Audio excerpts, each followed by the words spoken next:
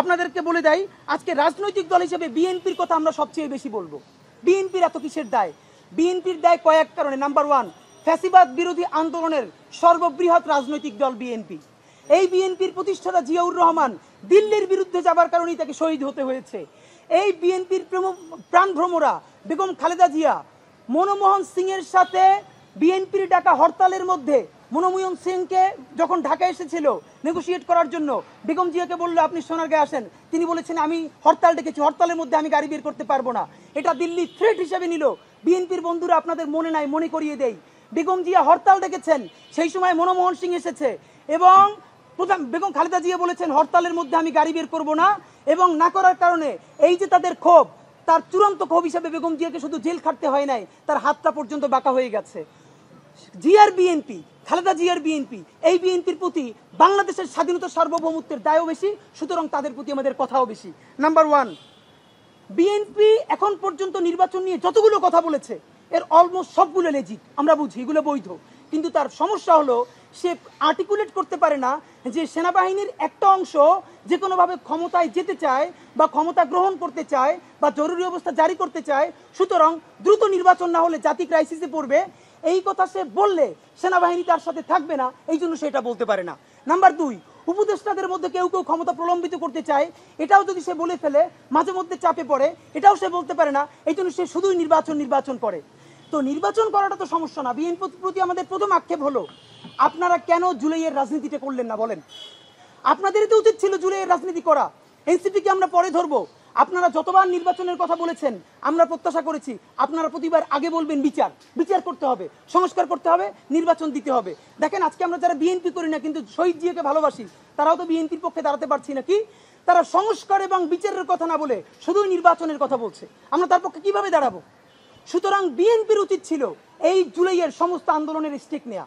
তার কথা বলা উচিত ছিল যে অতি দ্রুত জুলাই ঘোষণাপত্র দিতে হবে। এই যে বিএনপি যমুনার সামনে অবরোধ করলো, শাহবাগ অবরোধ করলো, এই অবরোধে আমরা অংশ নিতে পারতাম। আজকে বিএনপি বলুক জুলাই ঘোষণাপত্রের জন্য ঢাকাকে অচল করে দেওয়া হবে, দেখেন আমরা লাখ লাখ মানুষ অংশগ্রহণ করব। বিএনপি জুলাই ঘোষণাপত্র নিয়ে অবরোধ করছে না, বিএনপি সংস্কার নিয়ে অবরোধ করছে না, বিএনপি বিচার নিয়ে অবরোধ করছে না। যখন সে শুধুই নির্বাচন নিয়ে কথা বলবে তখন তো আমরা এটাকে ফিল করি দিল্লির ছকে সে পা দিয়েছে এবং তাকে দিতে হয়েছে। প্রশ্ন হলো বিএনপি এটা বোঝা সত্ত্বেও সে কেন এটা বলে? কারণ দুইটা, তার দুটো দগদগে স্মৃতি আছে। বিএনপির প্রথম দগদগে স্মৃতি তার ১/১১ স্মৃতি। সে ২০০৬-এর পর সেনাবাহিনীর কথা মতো চলে নাই, সেনাবাহিনীর বিরুদ্ধে কথা বলেছে এবং সেই সেনাবাহিনী 111 করে বিএনপিকে মাইনাস করে আওয়ামী লীগকে শুধু ক্ষমতায় আনে নাই, বাংলাদেশকে ধ্বংস করে ফেলেছে। সুতরাং এবার বিএনপি সেনাবাহিনীর বিরুদ্ধে যেতে চায় না কোনোভাবে। সব জানে সেনাবাহিনী কি করবে, কিন্তু সে যেতে চায় না কারণ তার দগদগে স্মৃতি আছে ১/১১। নাম্বার দুই, আজকে যদি বিএনপি বলে যে না আমরা জনগণের পক্ষে থাকবো, সেনাবাহিনীর পক্ষে যাব না, তাহলে এনসিপি যদি কালকে গিয়ে সেনাবাহিনীর ফাঁদে পা দেয়, যদি পরশু জামাতে ইসলামী গিয়ে পা দেয়, তো কেউ না কেউ সেনাবাহিনীর সুবিধাটা তো নেবে। তাহলে বিএনপি কেন এই চান্স মিস করবে, সেই ঝুঁকিটা নিবে? এইটা বিএনপির পক্ষে আমরা বলছি। কিন্তু মূল সমস্যা হলো বিএনপি আর একটা কথা বলছে, ছাত্রদের পদত্যাগ করানো।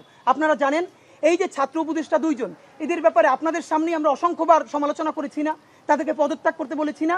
জুলাইয়ের ছাত্র মানেই শুধু এনসিপির দুইজন ছাত্র না, ছাত্র মানে ছাত্র দলও। জুলাইয়ের ছাত্র মানে ছাত্র শিবিরও। জুলাইয়ের ছাত্র মানে বাংলাদেশের আপামর ছাত্র জনতা। এনসিপি এটাকে কুক্ষিগত করেছে।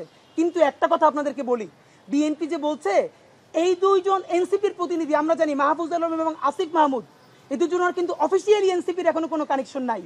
তাহলে তো আমরাও বলতে হয় এই উপদেষ্টাদের মধ্যে মিনিমাম 4 জন আছে যারা বিএনপির প্রার্থী, এই বিএনপির মনোনীত। এবং এর মধ্যে এমন একজন উপদেষ্টা আছে তিনি সুটকেস গুছিয়ে বসে আছেন কোন সময় ডক্টর ইউনূস ক্ষমতা ছাড়বেন এবং তিনি প্রধান উপদেষ্টা হবেন। এবং বিএনপি যেদিন ক্যাবিনেট যাবে, সরকার গঠন করবে, সেইখানে তিনি আবার গুরুত্বপূর্ণ একটা মন্ত্রী হবেন। এরকম লোক তো আছে। তা আপনারা যদি তাদেরকে এনসিপির মন্ত্রী বলেন, তাহলে বিএনপির মন্ত্রীও তো আছে 5 জন, তাদেরকে পদত্যাগ করাবে কে আমাকে বলেন?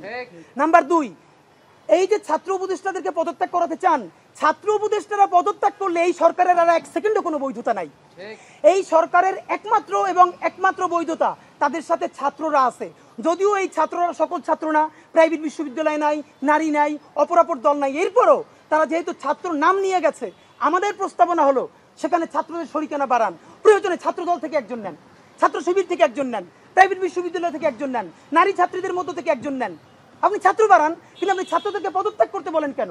তাহলে এই সরকারের বৈধতা কি? তো বিএনপির ক্ষেত্রে এবং সর্বশেষ আমাদের যেটা, তিনি সরকার স্পষ্ট দেখতে পাচ্ছি মনে হচ্ছে বিএনপি যেন এখন সেনাবাহিনীর মুখপাত্র, মানে সেনাবাহিনী যেটা অফিসিয়ালি বলতে পারে না সেইটা এখন বিএনপি বলছে। আমির খসরু মাহমুদ চৌধুরী গতকালকে বললেন তার মতো প্রাজ্ঞ রাজনৈতিকবিদ, হ্যাঁ সেনাবাহিনীর প্রধান তো এই বক্তব্যটা দিতেই পারে, এটা আবার আপনাকে অ্যাড্রেস করতে হবে। আমরা জানি আপনাদের 111-এর দগদগে স্মৃতি আছে, দিল্লির বিরুদ্ধে যাবার কারণে আপনাদের জীবন নাই হয়ে গেছে, কিন্তু দেখেন আপনাদের ক্ষতি হবার সাথে সাথে আপনারাই কিন্তু হেরে যান নাই, আপনাদের সাথে সারা বাংলাদেশ সাফার করেছে, আমরা সবাই সাফার করেছি। আমাদেরকে একা করে দিয়ে আপনারা দিল্লির প্রেসক্রিপশনে চলবেন? আপনারা সেনাবাহিনীর সাথে এভাবে কোনো চিন্তা ভাবনা ছাড়া একাত্মতা পোষণ করার কোনো অধিকার আপনাদের নাই। সর্বশেষ বলি, বিএনপি আপনারা তো আসলে কিভাবে জেনজি আপনাদের সাথে একাত্মতা হবে? দেখলাম দুদু উনি তো ফ্যাসিবাদ বিরোধী আন্দোলনের নেতা, তিনি বললেন বিএনপির যত কর্মী আছে প্রস্রাব কইরা দিলে নাকি সব ভাইসে যাবে এই অন্য অন্য। আপনাকে বিনীত অনুরোধ করি, গত 16 বছর আপনারা প্রস্রাব করতে নিষেধ করছে কেডা? মানে গত 16 বছর আপনি প্রস্রাব করেন নাই কেন? আল্লাহর রাস্তায় বলেন। মানে আবারও বিএনপিকে বলে, জামাত ইসলামী বলে মুরব্বীদের মুখে টেপ মারেন, পিছনে বসাই রাখেন।